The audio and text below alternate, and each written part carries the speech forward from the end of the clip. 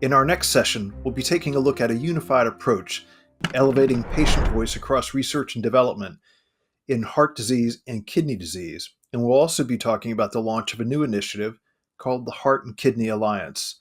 We'll be joined by 2 representatives of Bayer and 2 of our international patients. Our first speaker is Colin Prout, who works in medical affairs and pharmacovigilance in the pharmaceutical studies and pipeline for cardiovascular and CardioRenal at Bayer. We're also joined by Dr. Rees, who's the Senior Director for Digital Cardiovascular at Bayer Global Medical Affairs. He'll be joining us from the United Kingdom. We're also joined by Uroš Bogdanović. He's a consultant for KrAN Studio. He's a co-founder of Podmedia, and as a patient, he serves as an international co-chair for the Heart and Kidney Alliance. We're also joined by Mark Baines out of Canada. Mark is a heart transplant recipient. He's a co-founder of Heart Life, and he is also a co-chair for the Heart and Kidney Alliance. I should also say this, I have the honor of serving as a co-chair from the United States as well. It's a growing alliance, as you'll hear. It's one that's quite intriguing, and one that's striving to knock down the barriers of understanding between the connections of heart and kidney disease.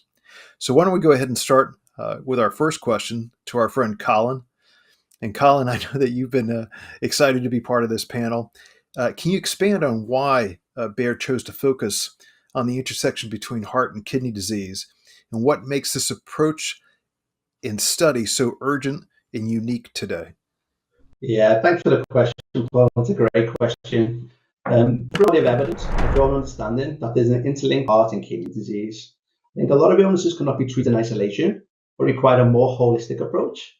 This is even more the case for patients needing heart and kidney care. So from a pharma perspective, sometimes we are far removed from the patient experience, so we weren't too sure this interlink was always apparent. So what we wanted to do during this project inception was to create some awareness around this. We thought the best way to do this was to bring together a panel of organizations and patients with lived experiences and to act upon their guidance. The same way these illnesses are tackled by a multi-specialist approach, it's very important that patients receive the best information possible about the interlink between diabetes, kidney disease, and CV illnesses. Thanks, Colin. And then for those who are watching us, can you tell us the types of organizations that you're partnering with and how you envision any kind of an expansion for the Heart and Kidney Alliance? Yeah, thanks, Paul. I don't know, illnesses don't understand borders. Patients around the world face the same problems, but sadly they're all too related. For us to truly put science at the service of patients, we needed a diverse cross-section of patients and organizations within this alliance. It was great to see the openness of organizations such as AAKP to work with pharma to achieve our goals. So we put the project down into manageable phases, and the aim is to see where the project takes us. And moving forward, we would like to increase the reach and scope of the alliance. For us, our mantra in setting this project up is how and where can we add value. We never wanted this to be a box-ticking exercise, and hopefully it's proven to be beyond this. And as we say, the strength of this project is the people involved. We've been fortunate to have some truly great people involved, and I'm very, very excited to see where this takes us and the project in the coming years. Thanks, Colin. Now, can you tell us what the long-term vision is for the Heart and Kidney Care Alliance, and what are some of the key outcomes that you're going to be looking for in the years to come? Yeah, thanks, Paul. In short, with this project, I always say that we're confined by our own imaginations. So we have a unique opportunity to develop this project and create something special. But to be honest, this is not my decision. The whole idea behind the initiative is that we are never the experts in the room. We don't live with these conditions. The real experts are the panel, members and the chairs. We can try and explore unmet needs and make suggestions, but this will always be through our own individual lenses. But we are fortunate to have some very passionate and engaged experts on board, and we hope together we can take this project forward and continue to make it both engaging and also relevant. One thing I would say is, why should language or geography be a barrier to get ISO support? So for the subsequent phases of this project, we're looking at expanding and reach beyond the countries in scope. We look at which organisations we might be able to work across less service regions. Also, and this is a big challenge for us moving forward, how can we bring this project to non-English speakers? So I guess for us, these are the next 2 big challenges: expanding the reach and the scope of the project, but also how to expand this into non-English speaking audience as well. Hey, Kish, can you tell us what current collaborations you have underway with Bayer and Heart and Kidney, and how the Alliance is actually supporting those efforts? Thank you, Paul, for the question, and thanks so much for the invite to speak at this event. It's a really important question, and sometimes pharma can be very far removed, as Colin alluded to and mentioned to, because the time that it takes to develop a medicine from a molecule takes many, many years. So the interface between the Heart and Kidney Care Alliance and the wonderful patient organizations and representatives really allows us to bring really important insights directly into the drug development across various indications in heart and kidney disease.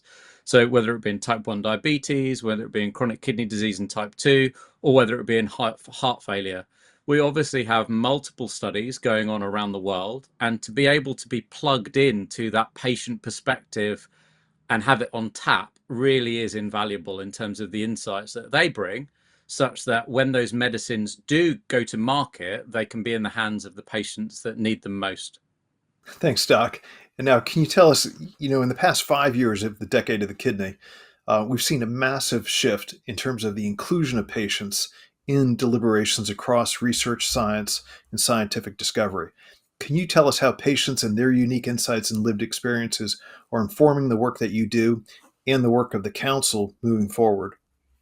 Sure, Paul. The people that are living with heart and kidney diseases, working with us daily, allow us to shape really everything that we do. And to borrow a phrase from Mark Baines, actually, it was very much nothing about us without us. And what having this group of experts and chairs, but also just panel members of the Heart and Kidney Care Alliance, it allows us to remain at the coalface of clinical care.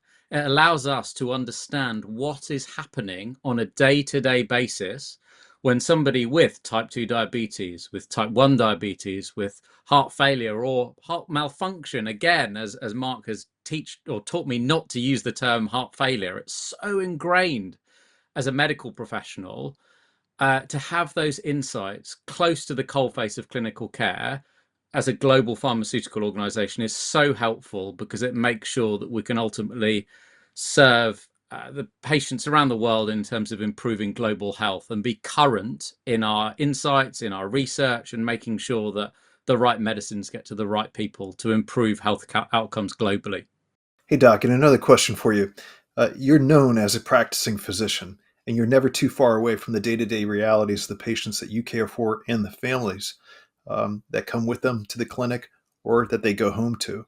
And I'm just wondering if you can inform our audience about how those day to day realities that you see and the patients that you take care of inform your work at Bayer and in support of the Heart and Kidney Care Alliance. Thank you, Paul, for the kind words. And I think my clinical training allows me to, I love people, I love stories, I love understanding how people are at that point in their life. And also, as a physician, I love understanding how I can help them, how I can help improve life, whether it be quality or quantity.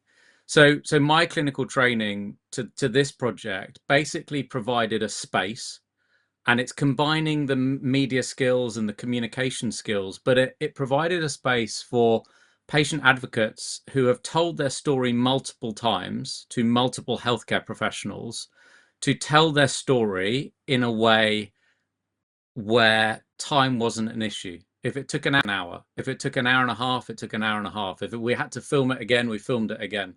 And I think from a Bayer perspective, I'm in a privileged position of time, and I could sit down with everybody on the Heart and Kidney Care Alliance and individually interview them and deep dive into their story, such that we can make content that improves things around the world. And that really hit me hard, in the sense that on one panel meeting and one discussion, I was actually in tears, because somebody said, I think it was Patrick G said, you allowed us, and we're experienced in telling our story, but you allowed us to tell our story in a way that we haven't even explained before in healthcare systems around the world. And that showed to me that, firstly, the massive responsibility in terms of this project, but also it showed to me that there's a hell of a lot of work to do if we're going to help improve healthcare systems around the world. Because if members of the Heart and Kidney Care Alliance had difficulty telling their story,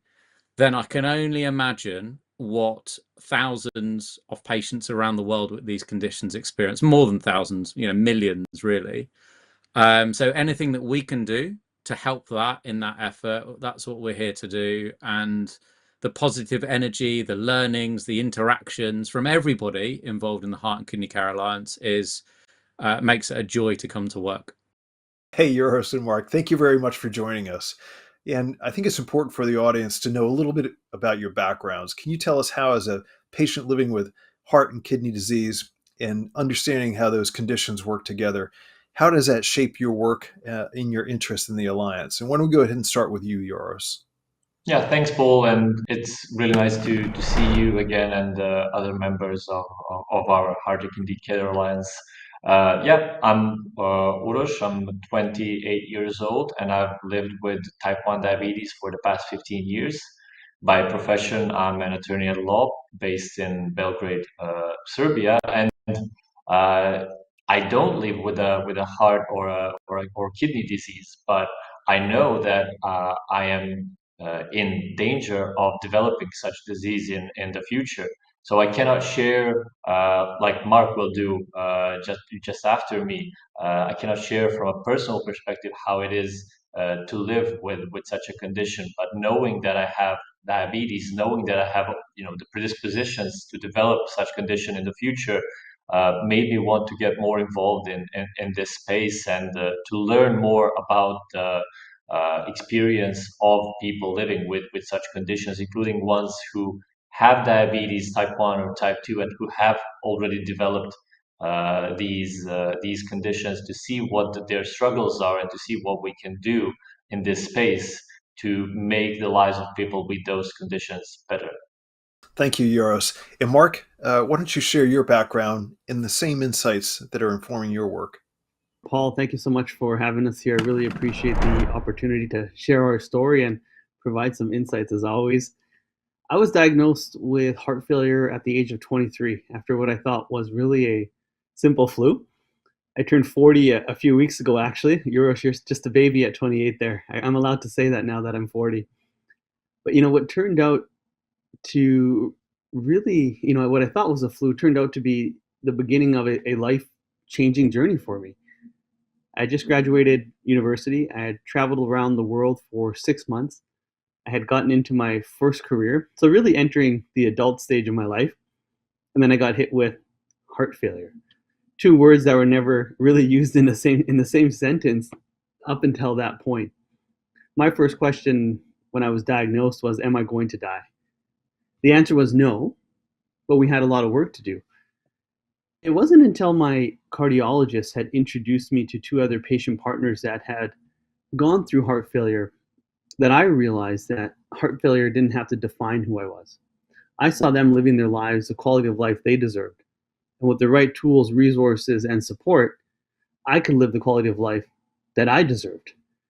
So throughout my journey, I never expected to start Heart Life, which is the foundation that I co-founded in 2016, be a part of research, or be on a Kidney and Heart Care Alliance globally, creating impact for people around the world. So really, living through this has taught me that I have the ability to use my story, my experience, to work with individuals like Kish, Colin, folks at Bayer, people like Paul and Uroš to really make a change and support people not only in heart failure, but kidney and diabetes care as well. Thank you both. Now, could you give us some insight on how you became involved or were called to serve as international co-chairs for the Heart and Kidney Alliance? What your beliefs are about how important it is, based on your experiences, both as advocates and as patients personally, how important it is for you to have a voice at the table and all patients to have a voice at the table when it comes to major global initiatives like this. Thanks, Paul. It's a great question. I have to think back really on how this involvement came to be. It started at a country level, and it's generally, for me, working within Heart Life, it happens. I work regionally, I work at a country level, and then we have opportunities to participate globally and create even more of an impact. So that's how I got involved, through Bayer Canada and then ultimately Bayer Global, which is great. I mean, being co-chair and it's more than just being a title. Co-founding Heart Life, I represent people across Canada and now North America living with heart failure and cardiovascular disease. But now I have the opportunity which is, a little bit scary at times, nervous, but also, I would say I'm grateful that I have the opportunity to represent cardiovascular patients globally on this Kidney Care Alliance to make sure that everything we do is patient-centric. As Kish alluded to earlier, nothing about us without us. We have to be involved at every stage of development when it comes to things that are going to matter to us and the way care is delivered for us. So yeah, I became part of this initiative through IDF Europe, the International Diabetes Federation, and its European region, where I sit as a member of the board since a few weeks ago.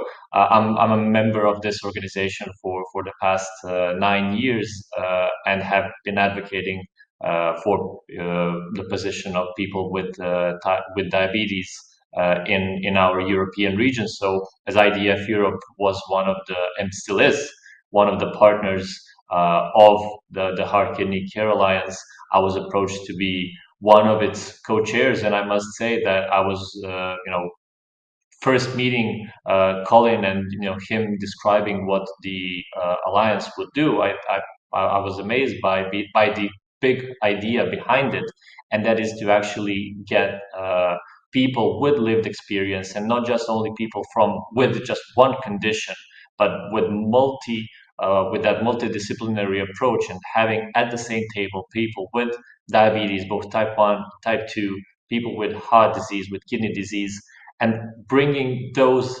stories to the healthcare providers and the healthcare professionals, which I thought was a really important approach, because as Mark has already said, I think that approach can only be the true embodiment of that phrase that we constantly use, and that is nothing about us without us.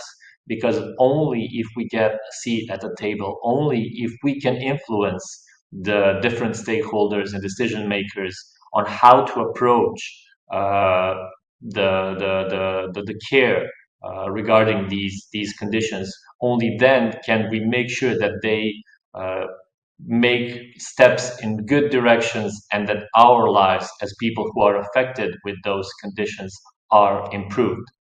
Thank you both. On another question, we each know the impact that patients and advocates can have in changing conversations beyond simply medical metrics, to actually have conversations about what really matters to patients, their aspirations, their jobs, their hopes, their dreams. And I'm just wondering how you, as co-chairs for the Heart and Kidney Health Alliance, have been able to take those types of learnings and lessons from your own lives to inform the work of the Alliance. Well, Paul, thank you. I think all those things that you mentioned really are important, and those perspectives are really important to be brought up to the different stakeholders, because, of course, we need clinical trials, we need the data to move forward, but it is also very important to take a step back and to realize that patients are not only data. We are humans, we are people living with those conditions. So by being able to provide our own perspectives on how we actually treat those conditions in real life, and not just in clinical studies and hospitals, that can only be the right way to go and to approach these conditions in the future. So I do think that by having this panel of people living with these conditions, which are so very well connected with each other, I think that through this work that Heart and Kidney Care Alliance will do, I think that we can make some meaningful difference to the lives of people living with these conditions. Thanks, Uroš. I mean, I think you nailed it. Patients are not data; we're humans. The Heart and Kidney Care Alliance really keeps a focus on real-world priorities for us. What people with heart and kidney care disease care about. So, things like being able to work, caring for their families, being able to travel. All these things that are not simply metrics in a clinical trial. I think as patient partners, being co-chairs and then bringing in other patient partners in disease areas, we've really helped ground the Alliance direction in equity, in access, and really human-centric outcomes. right? And not just biomarkers. We, as patients, can bring that empathy. As Kish said earlier, I mean, he's been able to listen to stories of patients and caregivers from across the globe. That's an amazing job, but it's an impactful job, but it's also a tough job because you hear these stories of trials, of tribulations, but also people going through adversity and coming out the other side. And these stories help provide solutions that are overlooked in regular clinical trials. So our input really has, I think, helped shape more of a holistic approach and sustainable approach to heart and kidney care disease. Thanks, Uroš and Mark. Now another question for you. As patient co-chairs for the Alliance, understanding meaningful impact and your engagement, what is the outcome that you would like to see, or the outcomes you would like to see from this Alliance that you actually think would make a difference in the lives of people like us that are managing chronic disease? That's a great question, Paul. A tough question. I know you asked for one, but I'll put it in two answers if I can, because I think there's a real opportunity here. One, to create this globally recognized framework between this Heart and Kidney Care Alliance that mandates patient partnership in all stages of care. So how we interact with stakeholders across the board. I think this alliance has a real opportunity to set the stage for that. So that's part one. Part two is a real shift from reactive care to proactive care when it comes to awareness, diagnosis, screening of heart, kidney diseases. So we have this knowledge where patients are now engaged and empowered to go out and seek the answers preemptively to change their trajectory in care and live the quality of life they deserve. Well, as Mark said it, Paul, it's a very difficult question, but an important one. And I would definitely tag along with what Mark said, and having in mind that this is a global alliance, a global movement. It is very difficult to pinpoint one particular thing. But if I had to choose, I think that the media presence and the social media experiences that we will share through the personal perspectives and personal stories of our panel members, I really do hope that they will reach a sufficient audience, both in the general public, but both to people who are living with those conditions and to the healthcare providers who treat those people as well, so that we have at least just a little bit more visibility on what living with diabetes, heart disease, or kidney disease actually means. Thank you very much, Uroš and Mark. And I know Colin and Kish, you're pretty interested in getting into this. I'm very interested, and I think our audience would be too. What would be a meaningful result or a meaningful impact that comes out of the Alliance for patients? I know you both have very strong views on this. Sure, Paul. It's a great question, and I think it's a little bit future gazing, but having had the privilege of listening to all those stories, to me, success in 10 years' time would be when we all come together, sitting at a major international congress in any city around the world. And instead of the first series, which we did, which is What I Wish I Knew, we're all having a discussion about remember when. And that would mean that we've changed healthcare so much in a decade's time that some of the stories, some of the trials, some of the tribulations that members of the Heart and Kidney Care Alliance have faced in a decade's time will be dim, distant past. I think for me personally, I think starting this off with people with heart and kidney disease is just the start of this project. I think there are lots of patients and patient crew around the world, across and patients suffering from different illnesses who don't have the right information or don't have the right access, and probably aren't as organised as maybe diabetes or heart failure patients are. So for me personally, I'd like to see this expand just beyond where we are now, and to try and help other patients and other patient groups around the globe. I appreciate the time of all of our guests, but I wanted to go ahead and go through some final questions for each of them. And Colin, I'd like to start with you. Can you just tell us in the most direct way that you can how listening to patient stories through the formation of the Heart and Kidney Care Alliance have impacted you personally and how you view people that manage multiple chronic conditions? No, thanks for the question, Paul. And that is a very great question. And it's the root of what we're doing here as well. I think it's been absolutely an inspiration, and it's been an absolute eye opener for me to be involved with this project, especially for the filmings, and giving people with these lived conditions the space to expand on their stories on different levels, and it's touched me in ways that I would never imagined it would have. Like I think Uroš is here as well. I think one thing that really touched me about Uroš is, for instance, his story was the impact on his family. For instance, Uroš was diagnosed when he was quite young, and there was a level of asymmetrical information where his parents knew more than him about what a type 1 diabetes diagnosis would mean to him and his life moving forward. And things such as this, I found like very emotional and very touching, actually. And as I say, when we started this, I wasn't really prepared for this. And we speak to some of the other members who explain in great detail the interlink between their diabetes and it manifests itself into heart failure, etc., and how this has touched and affected every aspect of their lives. So to me, these stories have been probably the most impactful part for me on a personal level, and it's been great to be there, listen to them, and actually learn from these inspiring people.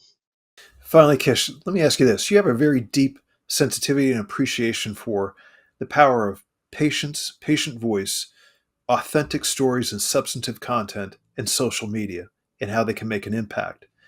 And I'm wondering if you can tell the audience, based on what you've seen in the development and stand-up of the Heart and Kidney Care Alliance, in terms of whether or not you believe that patients can play an equal, if not greater role in impacting the public and educating the public on the interconnectedness of multiple chronic conditions and the burdens of patients, and whether or not through social media, patients and their allies can advance the understanding and solutions in a way perhaps that no other stakeholder can. Thank you, Paul. It's a great question, and it's, in my perspective, I think I've always taken the view of putting patients at the heart of everything that we do in my clinical practice. But working in life sciences, I've never yet had the opportunity, as we have on this scale for this project. And I think what gives me hope is every single interview, every single patient, all the way from chairs, all the way down to panel members and across the board around the world, I learned something. My knowledge was updated. My understanding, my deep understanding of people's lived experiences increased. And what fills me with hope and what fills me with optimism is the growth that we see from people that are not necessarily tried and tested and trained media performers. But we had a few of the panel members coming back and doing repeat interviews, and they got stronger and stronger every time. And I think they're going to be able to advocate for themselves, but from the beauty of social media and authentic content, they're going to act as role models for patients around the world, such that they and their family members can advocate for initially heart and kidney disease and improving heart and kidney care, but to Colin's point, also around the world in terms of patient care, because the things that I've seen is the commonalities are so high. And the importance, to Mark's point, of holistic health, the body works in harmony. So how can we use these tools in terms of social media and the democratized access to knowledge and information to make sure that we're practicing healthcare in a holistic way and patients are at the heart of everything that we do, whether it's a heart or kidney disease? Thank you very much, Kish, for your candor and good cheer. Uroš, I have another question for you, which is this. From your perspective, what's your message to those who are listening today across the globe and who may see this in subsequent broadcasts? If that person or if that family member or caregiver is either shy, reluctant, may not have the confidence to raise their voice, whether they want to become involved in the Heart and Kidney Care Alliance or just more involved in their own care, what message would you have for them? Well, feeling intimidated is definitely something that I believe all of us as patient advocates have been through, and it is something that we truly do understand.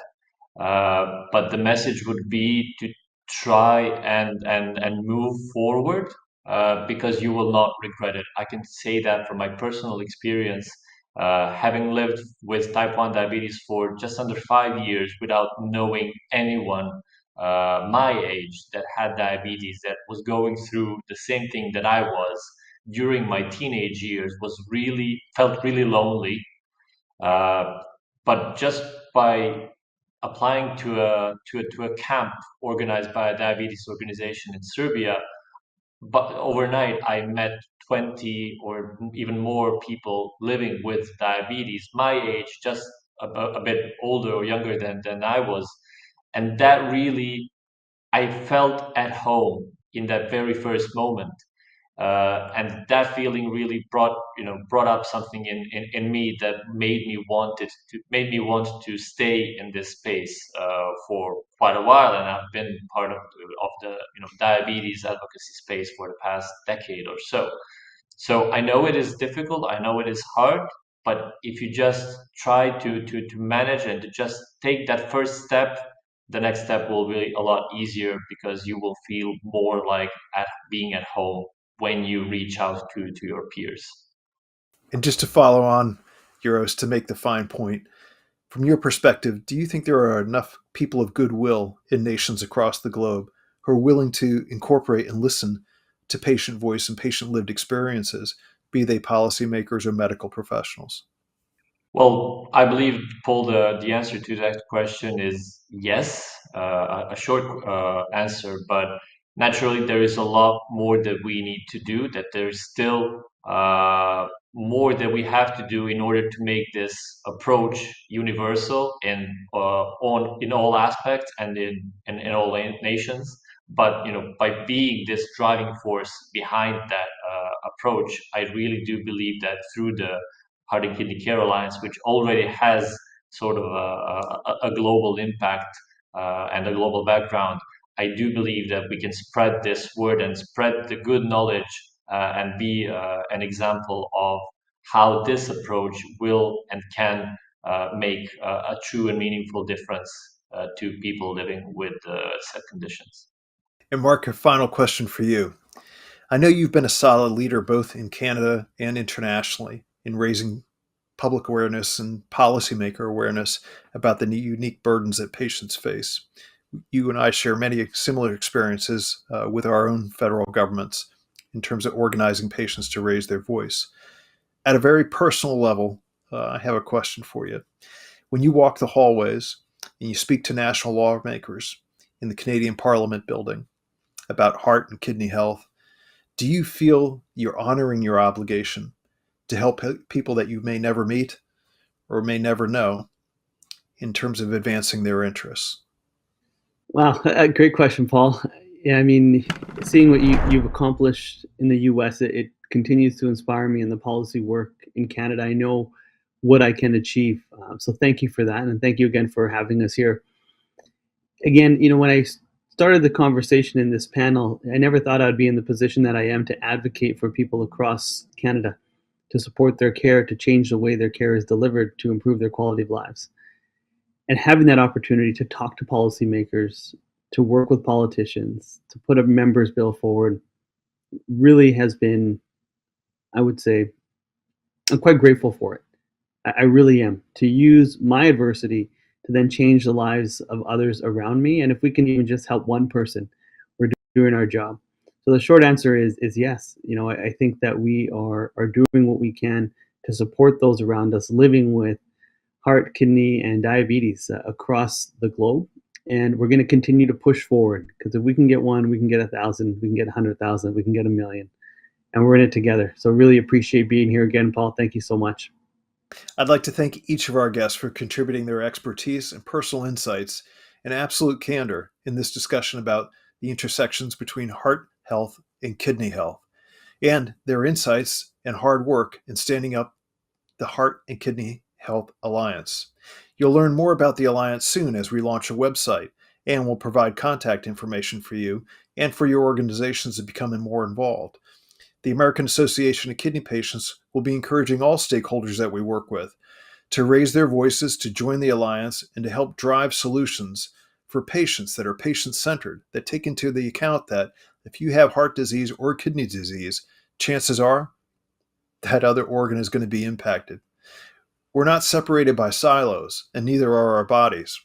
When our hearts are not working right and our kidneys are not working right, each organ gets impacted. As patients, we know this because we're the ones that do all the doctor's visits. We're the ones that try to organize our test results. and our appointments.